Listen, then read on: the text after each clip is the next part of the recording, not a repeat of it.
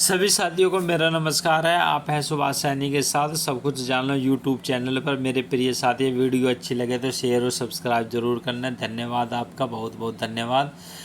भारत ने 5 साल बाद खोला चीन के पर्यटकों के लिए देश का दरवाज़ा। गलवान संघर्ष के बाद वीज़ा पर लगाई थी रोक, सुधार रहे हैं रिश्ते। तो मेरे प्रिय साथियों, ये बात यह है कि जो गलवान घाटी के दौरान जो भारत ने वीज़ा पर्यटकों के लिए रोक लगा दी थी, तो चीन के पर्यटक हैं उनके लिए वीज़ा को खोल दिया गया है 5 साल के लिए। तो आइए जानते हैं और इसमें क्या क्या अपडेट है, सारी बातें हम जानेंगे। तो बीजिंग स्थित भारतीय दूतावास के हवाले से समाचार एजेंसी रॉयटर्स ने इसकी जानकारी दी है। रिपोर्ट के मुताबिक 24 जुलाई से चीनी पर्यटकों के लिए फिर से वीज़ा जारी होने लगेंगे। चीन की सरकारी मीडिया ग्लोबल टाइम्स ने चीन स्थित भारतीय दूतावास की तरफ से वीबो प्लेटफॉर्म पर शेयर की गई फोटो पोस्ट को शेयर किया गया है। मेरे प्रिय साथियों, नींद आ रही है। भारत और चीन ने अपने तनावपूर्ण संबंधों को सुधारने की दिशा में तेजी से कदम उठाए हैं। भारत सरकार चीनी पर्यटकों के लिए वीज़ा फिर से शुरू करने की दिशा में काम कर रही है। समाचार एजेंसी रॉयटर्स के एक रिपोर्ट के मुताबिक 5 सालों के बाद भारतीय चीनी पर्यटकों के लिए टूरिस्ट वीज़ा फिर से जारी करने जा रहा है। तो बीजिंग स्थित भारतीय दूतावास के हवाले से समाचार एजेंसी रॉयटर्स ने इसकी जानकारी दी है। रिपोर्ट के मुताबिक 24 जुलाई से चीनी पर्यटकों के लिए वीज़ा फिर से वीज़ा जारी होने लगेंगे। चीन की सरकारी मीडिया ग्लोबल टाइम ने चीन स्थित भारतीय दूतावास की तरफ से वीबी प्लेटफॉर्म पर शेयर की गई पोस्ट को शेयर किया गया है। तो भारतीय दूतावास की तरफ से जारी जो पोस्ट में कहा गया है कि 24 जुलाई 2025 से चीनी नागरिक भारत आने के लिए पर्यटक वीज़ा के लिए आवेदन कर सकते हैं। उन्होंने पहले वेब लिंक पर ऑनलाइन वीज़ा आवेदन पत्र भरना होगा, उसका प्रिंट आउट लेना होगा, फिर वेब लिंक पर अपॉइंटमेंट लेना होगा। इसके बाद उन्हें भारतीय वीज़ा आवेदन केंद्र में आवेदन जमा करने के लिए पासपोर्ट, वीज़ा आवेदन पत्र और अन्य संबंधित दस्तावेज साथ ले जाने होंगे। तो भारतीय ने जो चीन पर्यटकों के लिए दरवाज़ा खोला था, भारतीय सरकार की तरफ से यह कदम ऐसे समय पर उठाया गया है जब दोनों देशों के आपसी रिश्ते को सामान्य करने के लिए लगातार बातचीत कर रहे हैं। तो साल 2020 में कोविड-19 महामारी के चलते भारत ने सभी पर्यटन वीज़ा पर रोक लगा दी थी, लेकिन अप्रैल 2022 में IATA international air transport air association ने एक नोटिस जारी कर कहा था कि चीन की नागरिक के पर्यटन वीज़ा अभी मान्य नहीं रहेंगे। भारत ने वो कदम उस वक्त उठाया था जब चीनी ने 22,000 भारतीय छात्रों को वापस देश में आने के लिए वीज़ा देने से मना कर दिया था। भारत ने उस के बाद चीनी पर्यटकों को वीज़ा देने बंद कर दिया था, लेकिन पिछले कुछ महीनों से भारत और चीन के बीच रिश्ते अच्छे धीरे धीरे सुधार देखने को मिल रहे हैं। तो पूर्व लद्दाख के डेपसांग और डेमचोक इलाके से दोनों देशों की सेनाएं पीछे हटी हैं। पिछले 4 साल से ये तनाव लगातार बना हुआ था, कभी भी जंग छिड़ने का खतरा था। सैनिकों की वापसी दोनों देशों के बीच बहाली की दिशा में एक बड़ा कदम माना गया है। इसके अलावा जनवरी 2025 में भारत और चीन के बीच विमानों की उड़ानें भी शुरू हो गई हैं। यह फैसला भारत के विदेश सचिव विक्रम मिश्री की चीन यात्रा के बाद सामने आया, जहां दोनों पक्षों ने कूटनीति स्तर पर कई सकारात्मक बातचीत की गई। इसी यात्रा के दौरान यह भी तय हुआ था कि भारतीय तीर्थयात्रियों के लिए कैलाश मानसरोवर यात्रा को भी इस साल से फिर से शुरू किया जाएगा। इसके अलावा हाल ही में भारत के विदेश मंत्री डॉक्टर एस जयशंकर ने भी चीन का दौरा किया है, जहां वे शंघाई कोऑपरेशन ऑर्गेनाइजेशन SCO की विदेश मंत्रियों की बैठक में शामिल हुए थे। चीन में 1900 अब थोड़ा सा पाकिस्तान का इतिहास के बारे में बात करते हैं। कि चीन की जो आर्थिक व्यवस्था और आर्थिक सुधार जो चीन ने किए हैं अपनी आर्थिक व्यवस्थाओं को सुधारने के लिए, तो चीन ने 1950 के दशक में 20वीं सदी की सबसे बड़ी मानवीय त्रासदी साक्षी बना। माओ त्सुंग ने आन फान में चीन की कृषि आधारित अर्थव्यवस्था को औद्योगिकीकरण की कोशिश की, लेकिन यह प्रयोग पूरी तरह असफल रहा। हालात तब और ख़राब हो गए थे जब 1959-1961 के बीच अकाल ने 10 से 40 लाख लोगों के लिए जान ले ली थी। तो मेरे प्रिय साथियों, इस इमेज के माध्यम से आप देख सकते हैं कि कितना बुरा हाल हुआ था उस समय।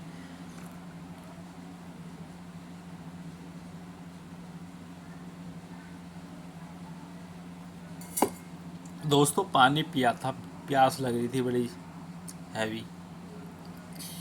चीन की महान सर्वहार क्रांति क्या है? इसके बाद 1960 की सांस्कृतिक क्रांति भी अर्थव्यवस्था की राह पर रोड़े डालने वाला साबित हुआ था। इस चीन की महान सर्वहारा क्रांति के बाद के नाम से जाना जाता है।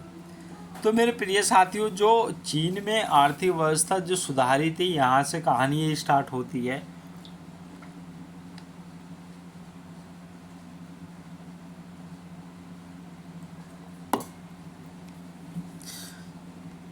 यह माओ त्से तुंग का चलाया एक सामाजिक राजनीतिक आंदोलन था और इसका मकसद था कम्युनिस्ट पार्टी को उसके प्रतिद्वंदियों से छुटकारा दिलाना, मगर इसका अंत चीन के सामाजिक ताने बाने को नष्ट करके हुआ। 1976 में माओ की मृत्यु के बाद चीन में सुधारों की जिम्मेदारी डेंग जियाओपिंग ने उठाई। उन्होंने चीनी अर्थव्यवस्था को नया आकार देना शुरू किया। किसानों को अपनी ज़मीन पर खेती करने का अधिकार दिया गया। इससे उनके जीवन में सुधार आया और खाने पीने की कमी समस्या दूर हो गई। चीन और अमेरिका ने 1979 में अपने कूटनीति संबंधों को दोबारा स्थापित किया और विदेशी निवेश के दरवाजे खोल दिए गए। उस वक्त चीन में मजदूर मानव संसाधन किराया बहुत सस्ता था। निवेशकों ने धड़ाधड़ पैसा डालना शुरू किया। दुनिया की वर्कशॉप बन गया चीन। अब यहाँ से स्टार्ट होते हैं कि जो आर्थिक व्यवस्था में जो सुधार आया था, चीन में जो डेवलपमेंट स्टडी जो चालू हुई थी, औद्योगिकरण यहाँ से स्टार्ट हुए थे वहाँ पर लगने।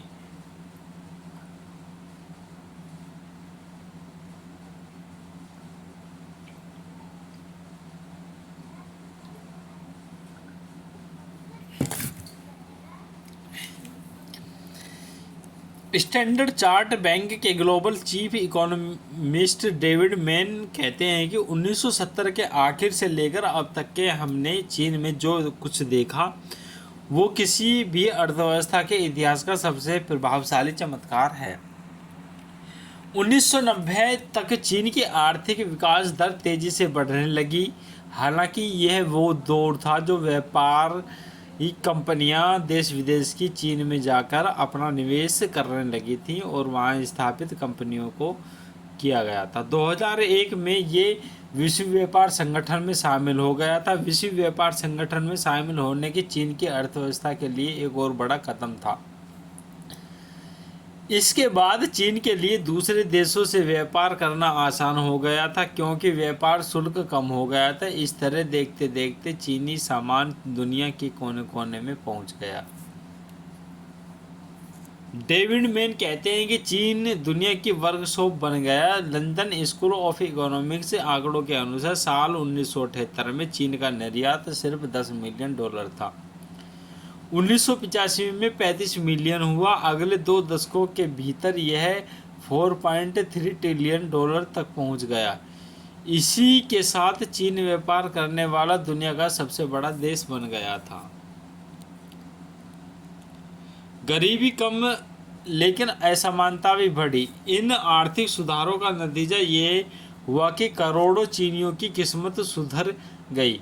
विश्व बैंक का कहना है कि चीन में 85 करोड़ से ज़्यादा लोगों को गरीबी से बाहर निकाला जा चुका है। वर्ष 2020 तक चीन से गरीबी पूरी तरह मिट जाएगी। इतना ही नहीं कि चीन में गरीबी घटने के साथ साथ यह शिक्षा के स्तर में भी सुधार भी हुए।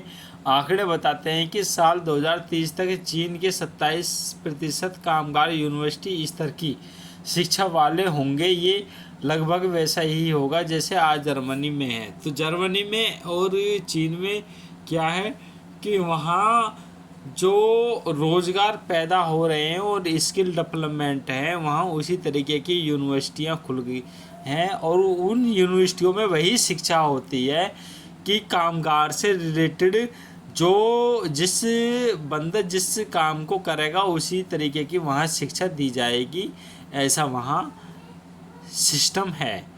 और भारत में क्या है कि बीए एमए तक तो पॉलिटिकल सोशोलॉजी इकोनॉमिक्स बस बेटा पढ़ते रहो, इनसे ही तुम्हारा गुजारा होगा, कुछ न होने वाला इससे। चीन ने आश्चर्यजनक रूप से तरक्की तो, लेकिन इसकी 1.3 अरब जनता ने अब तक आर्थिक सफलता का स्वाद नहीं चखा। लेकिन प्रति व्यक्ति आय विकासशील देश जैसे चीन में बेहद धनी और मध्य वर्गीय लोगों की संख्या तो बढ़ रही है, लेकिन उनके साथ ही गांवों में रहने वाले गरीबों की संख्या भी बढ़ रही है। इसके साथ ही कम प्रशिक्षित और उम्र दराज होते कामगारों की संख्या भी बढ़ रही है। वक्त बीतता गया, समय आता गया और परिस्थितियां बदलती गई। साथ चीन में आर्थिक असमानता भी बढ़ी और खासकर शहरों और गांवों में रहने वाले लोगों की जिंदगियों और हालात में बहुत अंतर आया। डेविड मैन कहते हैं कि ऐसा नहीं है कि चीन की आर्थिक व्यवस्था पूरी तरह से उन्नत है, इसके अलावा अलग अलग इलाकों में बड़ी असमानताएं हैं।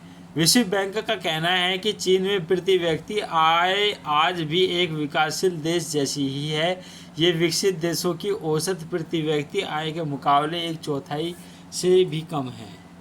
डेवलपमेंट बैंक ऑफ सिंगापुर के आंकड़ों के अनुसार चीन में औसत वार्षिक आय लगभग $10,000 है, जबकि अमेरिका में वार्षिक आय $62,000 है। यानी यहाँ अच्छा खासा फर्क है। धीमी विकास दर और बूढ़ी आबादी।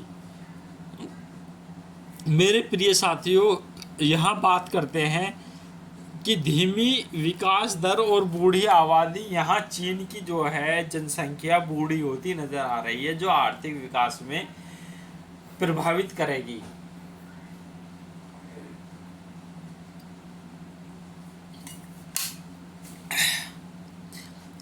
अब तक की तेज आर्थिक विकास दर से धीमी आर्थिक विकास के समय में जा पहुंच पिछले कुछ वर्षों में इसने निर्यात पर निर्भरता कम करने की कोशिश की और उपभोक्ता आधारित प्रगति के रास्ते पर बढ़ने का प्रयास किया।